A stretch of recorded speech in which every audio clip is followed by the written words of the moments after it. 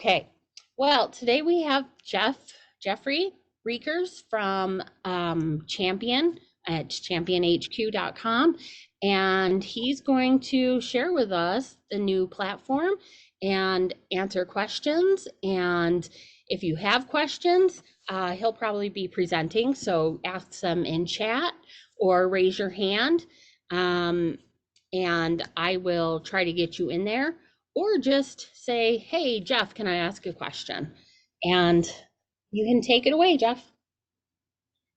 Okay, sounds great. Well, thanks everybody for having me, and thanks Mary for the invite to do this. And Rachel, I don't know if Rachel's on here or not, but thank you for inviting me to the CMA Weekly community here. It's great to be a part of it all.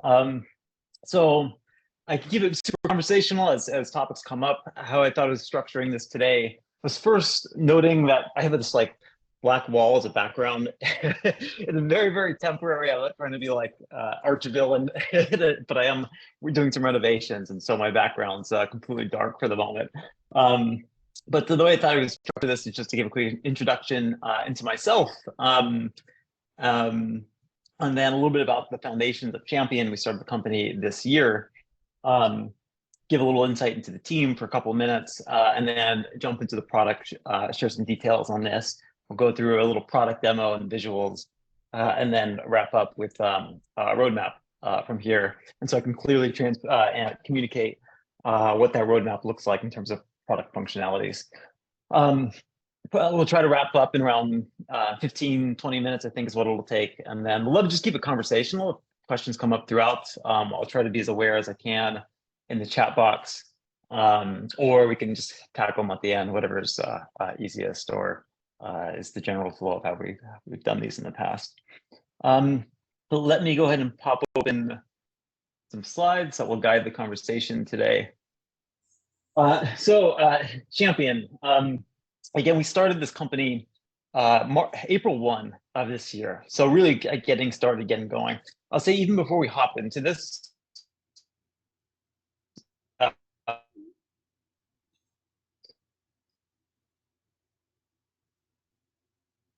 Did we lose him, or is it just me? It is not just you. Okay. Jeff, me?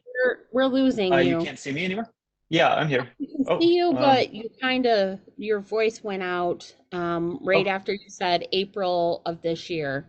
Okay. Well, I'm back, hopefully. It looks like it, yes. Okay. Okay.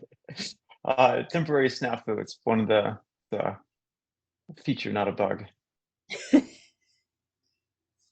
Let me move this off to the side here.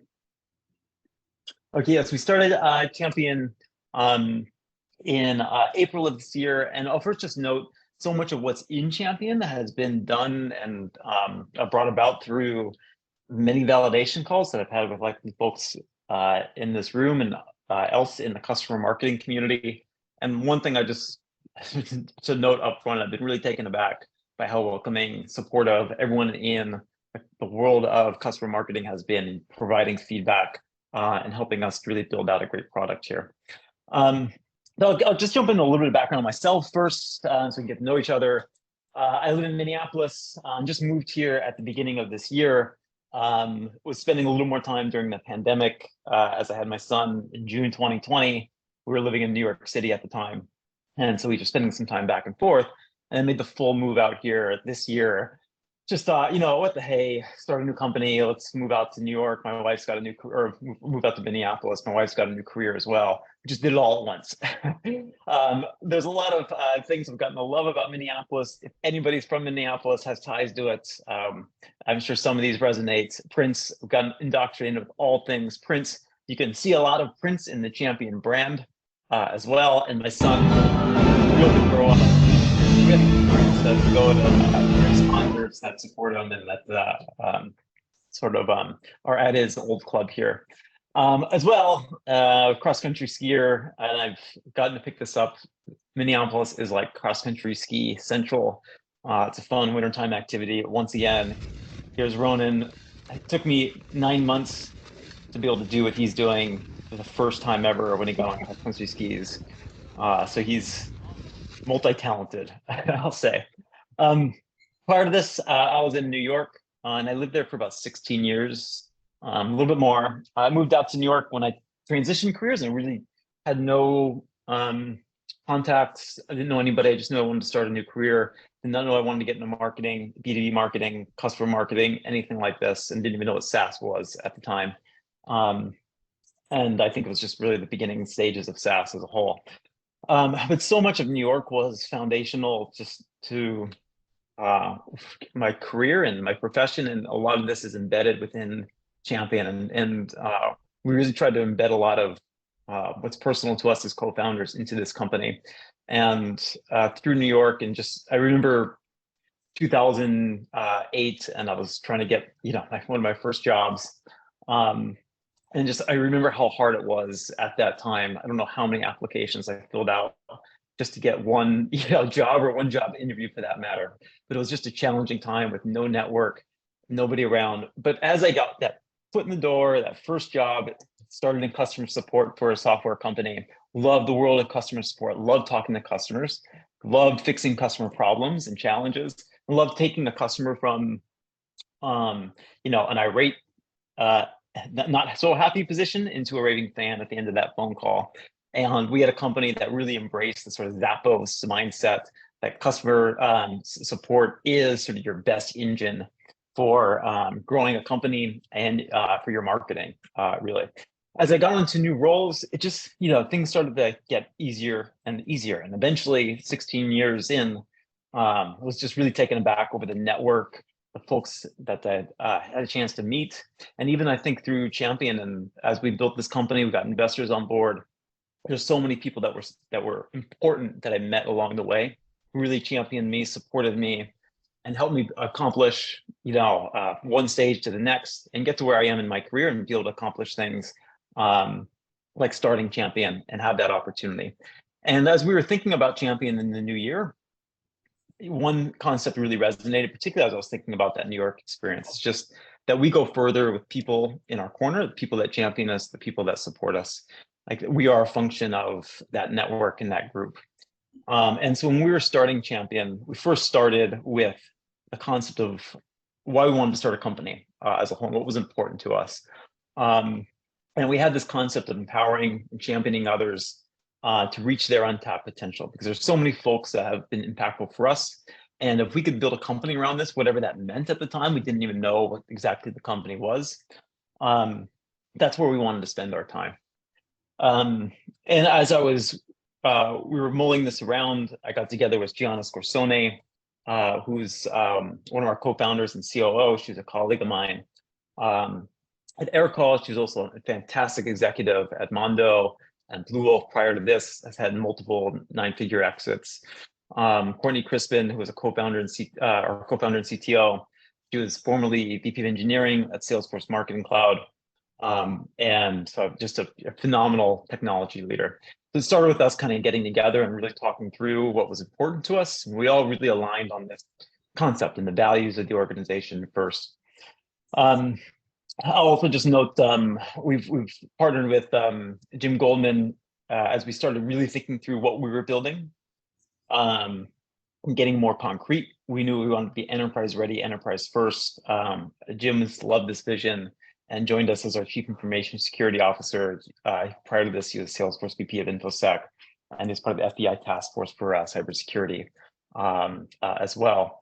And really lays out a solid security roadmap for all things we need to do to accomplish the vision. We also have an investment from our partners at High Alpha Ventures out of Indianapolis, where our tech team is also located. High Alpha loves, it's really aligned on the vision of building the customer advocacy, customer marketing profession as a whole, in the software category that we're building out, and was founded by many of the ExactTarget founders who are now part of the Salesforce organization. So that's where we started, and it was more values focused, like why we wanted to build a company. And then as we started talking through and chatting through it, and really Gianna and I, through our experiences at Aircall, started talking through this one story.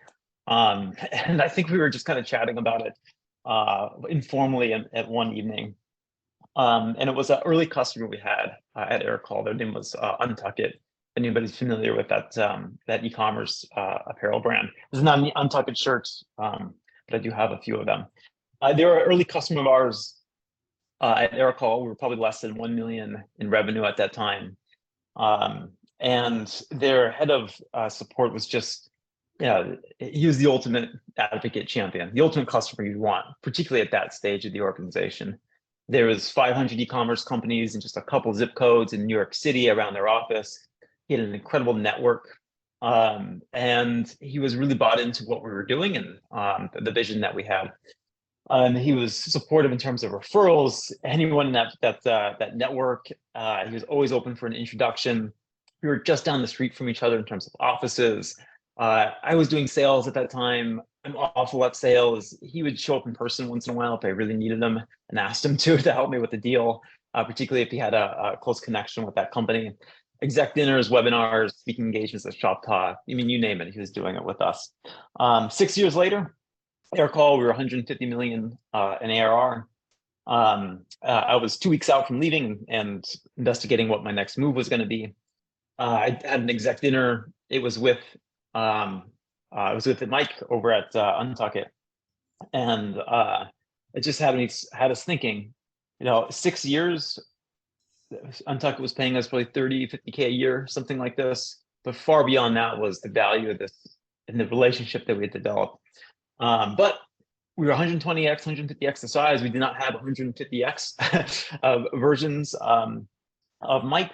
At the same time, upon G and I leaving, we weren't certain if anybody really understood the impact he'd had. It wasn't documented, wasn't tracked anywhere. And so this was a lot of the early concepts that we were chatting through. And just ultimately, that was an effective, efficient way to be growing our business. And we looked at the areas that were not effective and efficient.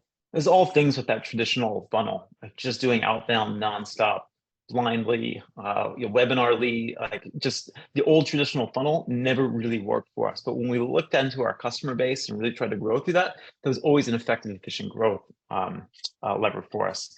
And we believe with the shakeup in the markets that everyone's focused on this concept of efficient growth, trying to rethink their go-to-market stack, their go-to-market engine. Becoming more competitive than ever. We really feel that now is the moment for customer marketing and advocacy. It's been thrilling to see this profession continue to grow over the last 10, 15 years. But we see that now is just this ultimate period that we want to be a part of this wave and help to bring that about in this next phase. I'll finish off on one concept here that was also really sort of foundational to Champion. As we started working through it, we were always big believers in that HubSpot flywheel model around the customer, attract, convert, delight, and all focus the organization on the customer. And that if we are doing that's a strategic initiative across the organization. It's a full go-to-market strategy, and all of our teams, regardless of sales, success, marketing, support, like all of us, we focused on the customer, whether it's for attracting new business through referrals, advocacy reviews, converting them through references and case studies, or delighting community insights, revenue growth, retention, all these things. This is a lot of the core of Champion. Okay, now I'll transition there. That's just a little bit of background on myself, a little background on the team, a little background on how Champion came to be and some of what was motivating us to get involved here. Now I'll dive into the product. So Champion, with the first customer advocacy platform that unlocks every customer's growth potential. And that goes back to our mission of unlocking the potential of every professional, everyone that we encounter, everyone that we work with.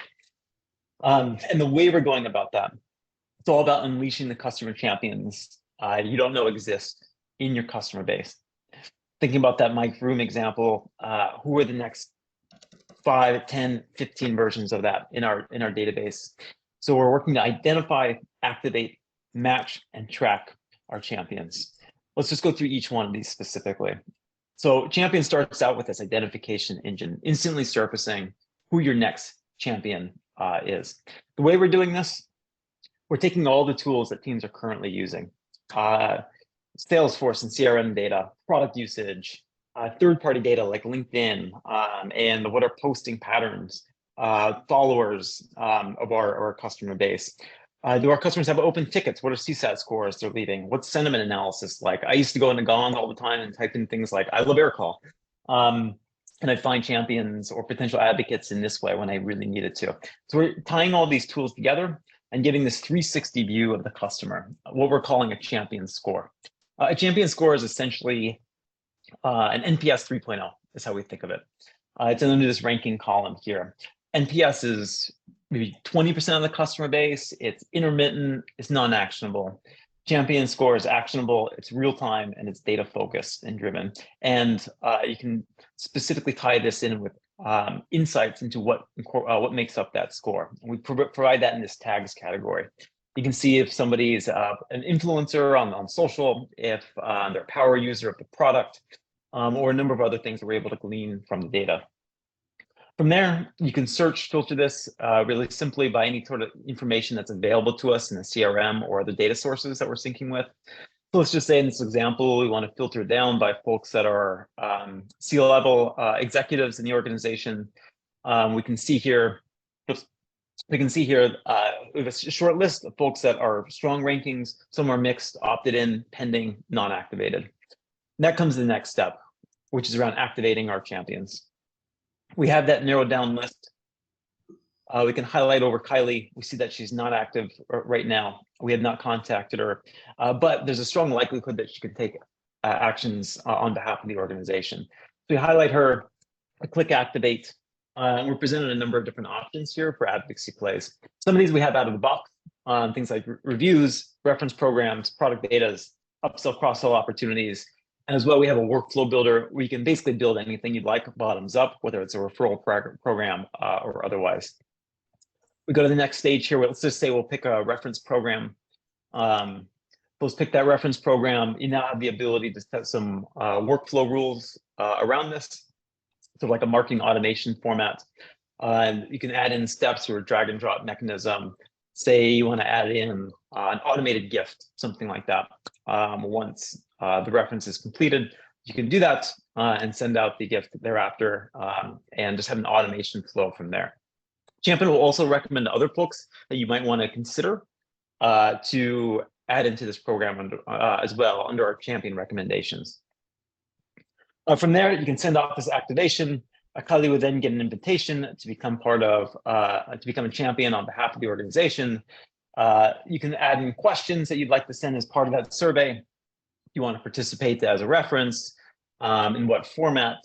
They can select their cadence as well. If they want to do 1 interaction, 2 interactions, 3, whatever it is.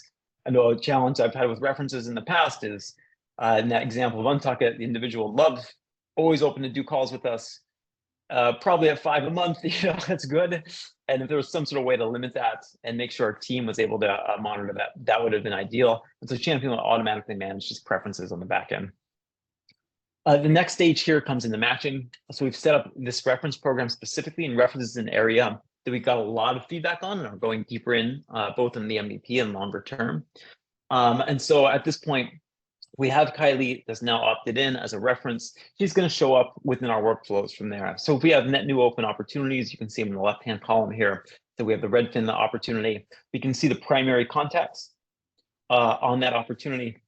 We can see Kara Rogers is one of the key decision makers. We want to set up a reference for Kara, so we highlight over her. We can see Kylie comes up as a strong match for Kara. This match score is based off of firmographics. It tends to be customized per organization. Things like title, industry, company size, use case are the most common things that we use to create that match score. As well, many organizations have different weightings for different things that are important, like specific geographies or regions is a common one. Integrations might be another, and then more specific feature requests, things like this. From there, or from the account executive perspective, we'll have a Salesforce integration as well. This won't be this year. It's likely to be a 24 thing once we have some time passed and are able to get out onto the Salesforce App Exchange. But at that point, a salesperson, they could send the request, and we would log into the back end and see the interface from prior. As well, with Salesforce, those opportunities will be automatically populated within Salesforce itself through a custom object. So an AE, when they get to a certain stage of an opportunity, will have their champions automatically populated and can also search for new matches within Salesforce from there. Jeffrey, Yeah. excuse me. Are you Please. saying that right now you pull information from Salesforce, but you can't be in the platform? Yeah, correct. So there's a lot of our team is from Salesforce, and Courtney, our CTO, and then a lot of the engineers. But there's two ways of integrating with Salesforce. I'm probably butchering the technicalities of this a little bit, but there's data sync. We're pulling data in, and that's through an authorization and through API. And the second is an actual native application that you can download through the Salesforce App Exchange. The Salesforce App Exchange is the part that takes much longer to actually build. And that's where you're going to have custom objects like what I demonstrated here. That will not be right off the bat. That'll more likely be a 2024 thing, but actually pulling the data in is an immediate thing that we have. Gotcha. Okay. And the last portion of this that I'll dive into is the tracking part.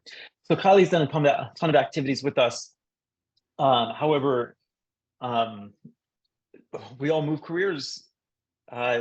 Things change. We develop relationships with our customers. That relationship should not end when the tenure at one of our organizations ends.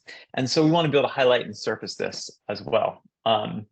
So we can monitor our top champions when they leave the organization. We'll get automatic notifications within the champion dashboard for when these types of actions happen. So Kylie Brown, now we can see she's left her role at Tenon. We'll have an ability to dive into that. We can send Kylie, if we have her new contact information, congratulations. We can send that over to somebody on the sales development side if we'd like, for prospecting and bringing in a net new account. We can also alert the CSMs to make sure that we have a healthy level of champions within that account. If it's a key account, we want to make sure that we have proactive actions that are being taken, and that gives us a strategic lever to be able to go back to our CSM team and really understand what we need to do within that account to keep it healthy. As well, you can zoom out further and look just at an account level view. At the champions you have all across the board, how many champions you have per account, what is your overall influence score within those accounts, and you can really manage account health through this different lens, more of a bottoms-up lens versus maybe something like Gainsight that's a top-down, and really partner with the CSM team to drive a new level of insights there. Last, tracking and measurement. Kylie's done tons of activities. She's done references, all these things over the years. We actually want to attach an ROI back to Kylie. So she's referred business. She's helped us close deals. We're attaching an actual revenue influence based off of the opportunities that she's been a part of. She's helped us increase win rates. If she's helped us accelerate deals, so we can actually have a prioritization, start investing strategically in our each individual user in our customer base, just like we would an AdWords campaign or something like this. I'll summarize here. I apologize, I had not looked at the chat and questions if there are some, but we'd love to open that up here. The sort of TLDR here. Our focus is on taking all the data that exists on our customers, all these pieces of the puzzle. We bring this together, and it starts with this champion identification engines, NPS 3.0. This is the core of what we're building, this deep insights into all of our users.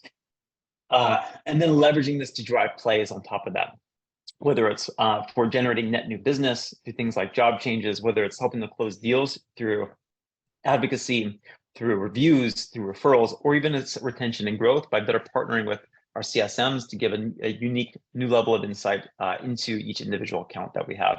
We take all the patterns that we're seeing, we feed that back into the algorithm, and just continue to improve our champion identification engine from there. I mentioned a little bit about the Salesforce component. I'll share with where we're at. And as we demonstrate champion, we started the company in April. It's when we incorporated. We built out the team in April. We've been building product from April through now. Our MVP gets released July 28th. And we've been working with some early adopter customers to get this started. Our MVP will be focused on that identification engine, the matching flow that I mentioned outside of the Salesforce application, the activation flows that we went through with reviews, references, etc., and also that job change part. Likely job changes will be incorporated within the platform in Q4 of this year. And then henceforth, as we bridge that we're typically doing it on the side, or we're typically doing it on the side and then uploading it into our early adopters customers platforms. We come out with the beta in September. We continue to iterate on the MVP, and then we're focused on general availability and, of course, continuing to build out product and the vision from there in future years. This is Champion. We do have an early access program. If there's interest from anybody, please, you can, I think you can scan that thing. You can feel free to reach out to me. I'm in the CMA community as well. If anybody wants to chat through that at all and get some more details of what that looks like. As we're getting towards the MVP stage in that closed beta. But this is Champion in a nutshell. I'd love to just open it up to topics or questions, anything like this. Can dive in further to any particular areas, but also just say thank you so much for the time and attention today also. Great. Thank you, Jeff. Can you tell us a little bit about the customer experience, like not from our point of view, but the customer themselves? Yeah, the customer's customer, and what that would be like. So it probably depends on what the play is and what the activation is. We would like it to be as seamless as possible. And so you're not going to have a login to Champion. Like the end customer is not going to have a login to Champion. Their primary way of interacting is going to be through things like that survey. They set their preferences, they set their priorities, they set how they'd like to work with us as an organization. In that instance of references, they'll get email communications on behalf of the org. You can also probably longer term set up in-app notifications and messages, things like this. But it'll typically be through email communications and not like logging into a Champion platform or anything like this, at least not on our near-term roadmap. Okay. And is there any type of point system even that you can see as the admin for these customers? We really not have, we're not so much focused on the point system at this point. As we build it out, we get more and more feedback. It's something we would certainly consider. Where we're mainly focused is in terms of our version of point system, I suppose, is the ROI and measurement. That's really where we're trying to focus and being able to attach all the activities back into revenue application, revenue attachment. That's where most of our focus is going with limited resources. So there won't be in the near term, specifically like point systems and these sorts of things. This being said, Champion Score is probably where you would see some iterations of that longer term. Right now, you just see green, yellow, orange, and red. Over time, this will get more and more sophisticated in terms of what's going into that score. And really, that's a spectrum of 1 to 10. And so that's essentially a point system in terms of like, how likely is somebody to be an advocate, how healthy are they, how much actions are they taking, et cetera. But there won't be this sort of gamification element to that, at least in our near-term vision. Okay. Shelley Ryder says we have 280 contacts in our existing program. Do you pull in data from existing program members? Yes, it's pretty, it's essentially matching. It's pretty similar to what we do with any other integration, really. So whether that's coming from a tool that we're using, you know, like Salesforce or Gong or something like that, it would based off of, you know, your individual company, we'd have to do that custom, but it's just a matching exercise and it's fairly straightforward. So yes, would be the answer to that. And then are you able to incorporate product data and usage from Tatango? Tatango would probably be, so we have out of the box apps that we'll have from day one, Salesforce, HubSpot, Zendesk. Gong will probably be a really close follow to that. And a couple of others. Tatango will not be one of like the just, I put in my credentials and yeah, there's the information. That being said, there's lots of tools, particularly within the enterprise, some of our enterprise customers that we have to get information from and insights into. And so there we do typically done a custom integration for that organization, pull in the information and similar matching exercise. So the answer is yes, but it wouldn't be like the experience where you put in your credentials, self-serve, et cetera. It would probably be a custom service that we would provide. Do you have any examples of like some early wins that you've seen with some of your customers? Like, what are the, you know, the benefits that they've gained so far working with you? Yeah, well, again, we come up with MVP on July 28th. So nobody is actually live and deployed at this point, given we've worked services What about for some as well. hypothesis? What do you expect we're gonna gain from you? Yeah, number one is identification. This is the thing we hear most consistently, is how do I identify champions to be activating and who to be engaging with? That is the number one thing we want to solve. And whether it's other tools that we're using, or other softwares we're using or programs that we're running, this is the most powerful element because it can drive more engagement, more advocacy, and add more elements into our programs. So that's the number one component, is the identification engine. Number two is just pure reference management and time savings. Being able to manage that entire program, the experience for the customer, getting real-time insights into, when a call is happening, when it's completed, all these things just takes A, the load off by managing that process, and B, by having the actual right reference. We want software that our sales and success teams really love, and creating a great experience where you're actually tracking and measuring, the win rates and sales cycles associated with those. So that's number two, is the impact on references. And third is our desire is to really bring together and unify teams, sales, marketing, success, bring all these teams together. This is why we want functions like job changes in there, because that's a core part of understanding when our advocates leave. But that's also critical information for our success team, for our sales team, and to be able to centralize this focus around the customer and break down those silos. So that's those are primary ones that we're focused on: the identification, the reference management, and then really breaking down silos through the insights that we're providing. So do you have your customers for MVP already that you're going live with, or are you looking for more? And if we're interested, or who can we talk to maybe learn more about that process, or even the next step if you're going to do some more access? Yeah, I'd be happy to connect you with some of our early customers. We'll limit the volume that we have now through September. We are still adding on net new customers. It's really by size. We want consistency. Typically, our customers right now are between 250 and 1,000 employees, somewhere around there. There are a couple that are a little bit larger than that. But there's some consistency there. There's consistency in the integrations, and that's going to give us a repeatable model. So I'd be happy to learn more and see if that's the right fits, or try to fit and connect you with any of those customers as well that we're currently speaking with and working with. And then, so I think there was a part two to that. Oh, okay, sorry. We do have questions in the chat.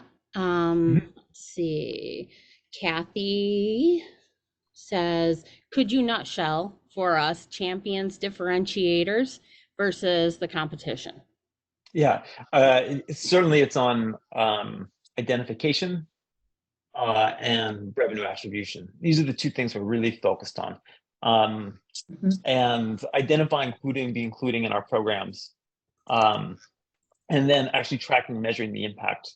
Now, certainly there's a strong element that the activations are world-class, that we're building a world-class reference engine. Really, I see the differentiator as that program that works so effectively, the ROI is really clear at the end of it. And that's going to give us more power to, organizationally, it's going to give us more power. It's going to give us what to report on. It's going to help grow our functions, our budgets, all these sorts of things. So those are two ends that we're really focused on. And then there's components to that features that sort of help make that up.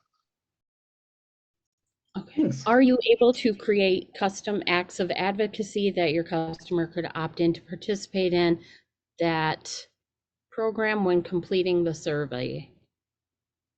So there's a workflow builder. I'll go back to the workflow builder quickly. So they would yes, though, right? There would be other things that they could hand raise. Yeah.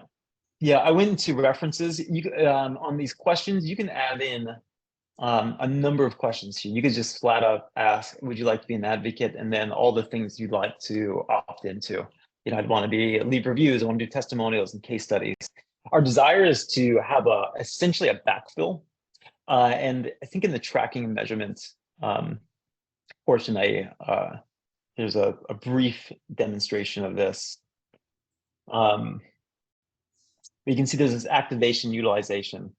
So we want to create an actual backlog of activities from our advocates. How many folks have opted into doing and said they would do references? How many folks would said they would do case studies, reviews, testimonials, etc. And then actually create this backlog of hundreds of folks have said they would do this. How much of that have I fulfilled?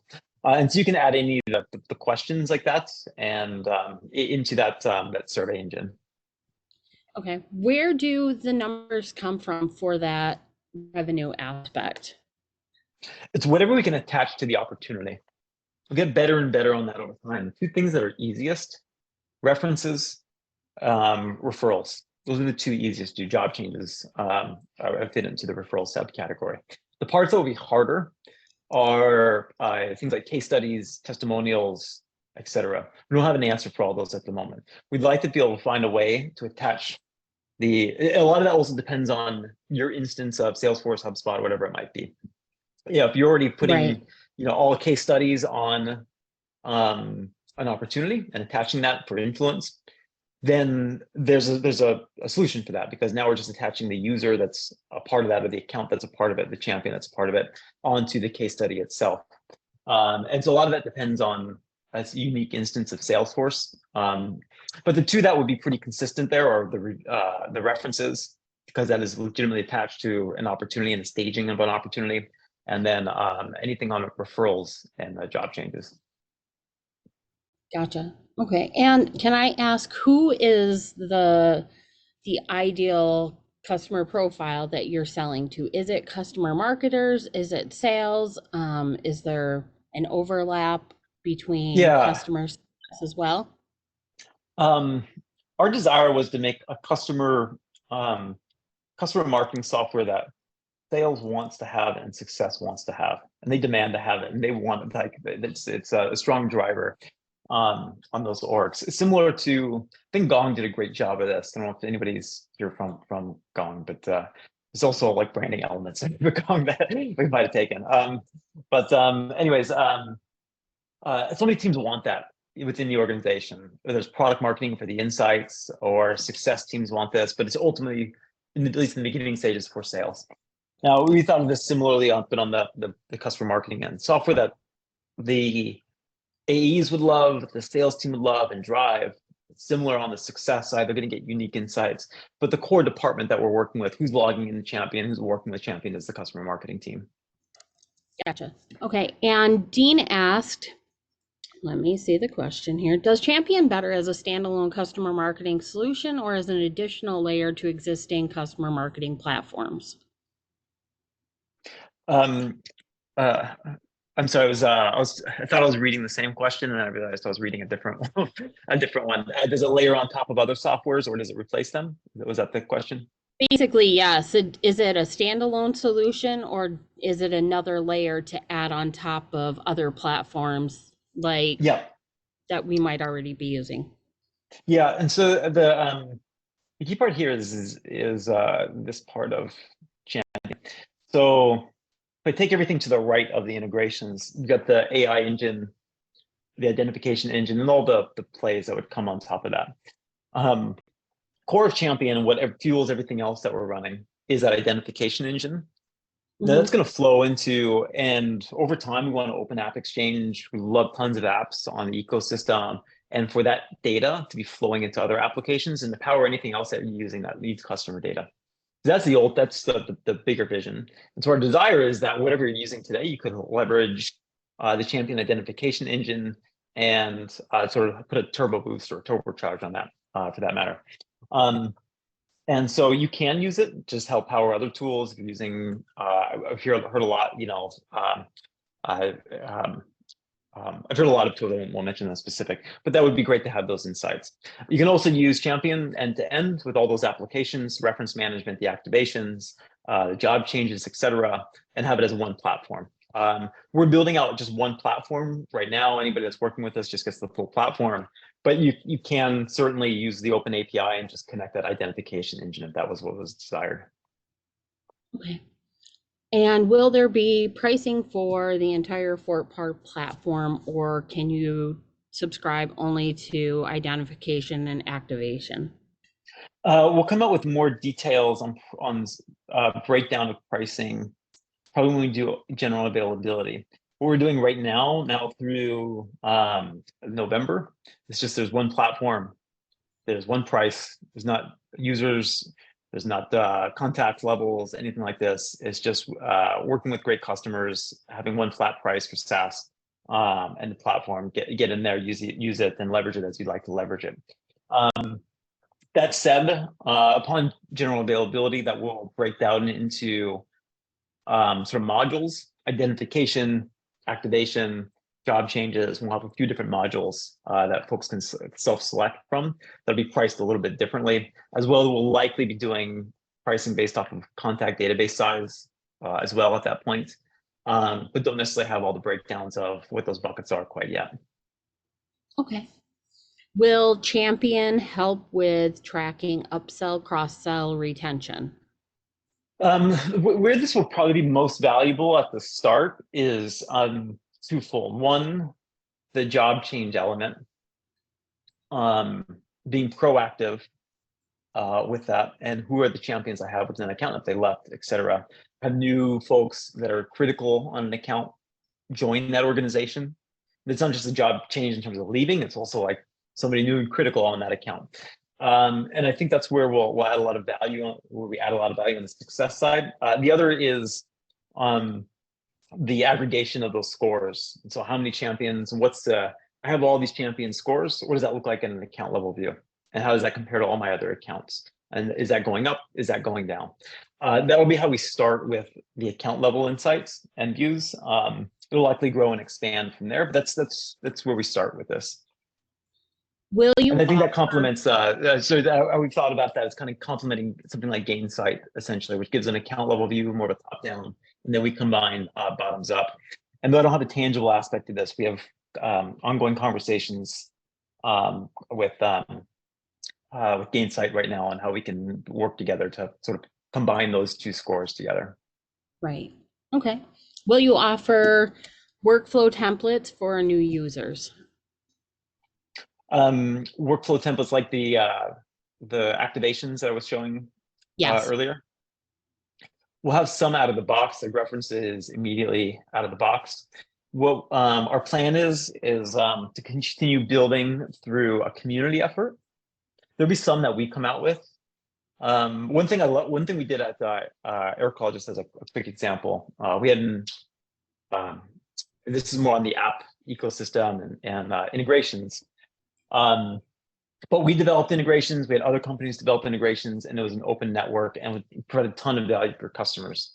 We want to take a similar concept, and if teams are building playbooks, like customer marketing has been a fantastic community and see tons of information that gets shared, and there's a strong community element.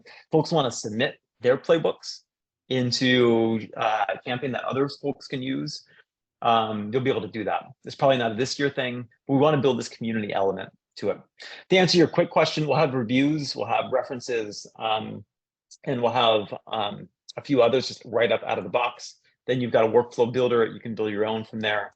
And then we'll keep adding to that template library over time. Perfect. Can you tell a little bit more about the LinkedIn and Gong integrations? Yep. Will not be out of the box, neither one in right off the bat. Gong, we've spoken with a number of times. There'll be two ways that we pull information from that. One is they have, I'm slipping on the term exactly, but they'll have information that flows into Salesforce, key phrases, sentiment, a few others. If it's flowing into Salesforce already, that's super easy. Second is custom integration into Gong. That's out of the box. Won't be yet. I have got my login, I put in my credentials. But that'll likely come, I'll say early next year as we work with them. The second LinkedIn will be longer term. I'm super interested in LinkedIn. This is not the easiest, however, and there's a number of ways we're trying to look at how to do this. The ways we'll be using LinkedIn off the bat aren't via integration. That's what we'd love to do. It'll mainly be for job changes, tracking manually when that's happening. And also through APIs with, there's a few providers that do this, third party as well, that have already integrations into LinkedIn, and that we hook into them and they will hook into LinkedIn. Sorry if that gets a little too detailed, but we'll sort of be doing a two-step. There's somebody in the middle that's already syncing with LinkedIn data. We'd like to do this longer term and how we're talking about it. And this is sort of like open topic, I suppose. How we'd like to be able to do it is actually customers, users are authenticating through LinkedIn, and we're providing incentivization to be able to do that. And then you get really incredible insights through it. And so that's the longer term vision, is to be able to provide that level of insight, to build up champions, and then to have authentication that users agree to and actually sign up for, because we're adding so much value through the programs that we have. That's very much a vision thing I will put out there, and less an immediate thing. Joel, go ahead.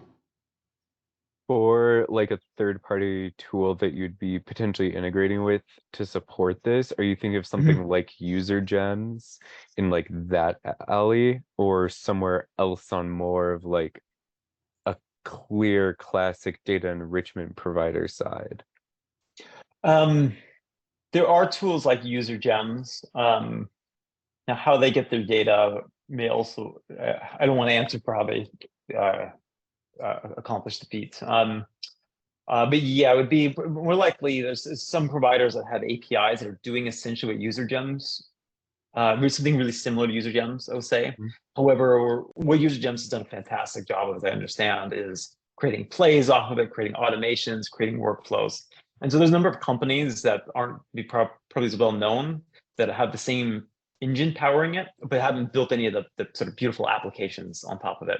And so when we're talking about what we're best in class at, we're champions, just a game changer on, it's that champion identification and that algorithm part. And then we're looking to outsource and partner with others to fill in some other gaps there. And so there's a few providers that do this right now. They just don't have the nice layering that Champion has. I'm sorry, that User Gems has, that we would work with. So short answer is probably not User Gems for that, but there's some really similar players that just don't have the sort of interfaces they do. Cool, thank you. We have a couple more questions, so let me just kind of go through them a little bit quickly. How does Champion handle the mismatching duplicate information coming from Salesforce and other integrations? Yeah, there are a lot of headaches. Yeah, I would say there's also Alexi Glover from Porter Consulting talks a lot about how when you're using a new tool like this, or any of the other, well, a lot of the software in our space, there's a lot of data work that goes into it. So I would assume that would be very similar. Yeah, we're actually speaking with Porter Consulting recently. I don't know if Alexi's on here or not. Yeah, particularly early on, there's likely a real manual review to that. As we're working with data, the positive I'll say on our team is most of our engineering staff comes from Salesforce. They come from the Einstein team. It's not a new challenge for most folks. And so it's really just driving an engine that identifies, which isn't the hardest part, to identify when duplicates are happening and tie those two records together. We can do that in Champion and tie those two records together. The harder part then becomes this selection of which you keep merging. That's a completely different technology and software, is to figure out that engine. So some reliance would come back on to the organization for merging those records. Within Champion, you could, if you wanted to, you had two duplicates, you could say, I only want to track that one and just remove the other one from the platform. But a lot of this gets fairly intricate because we've seen some messes, like 3 acquisitions, and you have the same company, the same user in all 3 organizations as the acquisitions came about and merging those records together. So I'll say there's definitely an engine that's fairly automated with identifying when those duplicates occur, but it has to come back to some custom work for like how to merge that, what's the strategy for this, etc. Okay. And can the salesperson who sees these contacts, can they reach out, or is there some kind of process or workflow that they will actually show their interest in who they want to reach out to, and the customer marketing person can approve it, or Mhm. how's that work? Is that going to be customized? Administrative setting. So we've met a lot of teams that want to give full power to their sales org. If champions are opted in, great. Like, let them just manage the whole thing, and we'll just monitor it. We've had a number of others, particularly more enterprise focused, that want a lot of control over that process. They'd like it to go back and get an approval. They'd like to double check that that reference is in a good state, that it's approved by the CSM, et cetera. And so essentially that's just an administrative setting. And there's a number of them there. Like, at what stage, what opportunity stage would you like the reference to show up? When would that be populated to an account executive?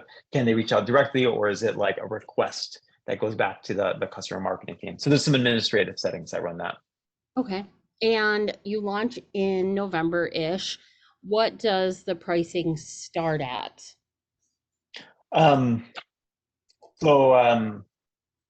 We launched the general availability in November. We launched the MVP in July 28th.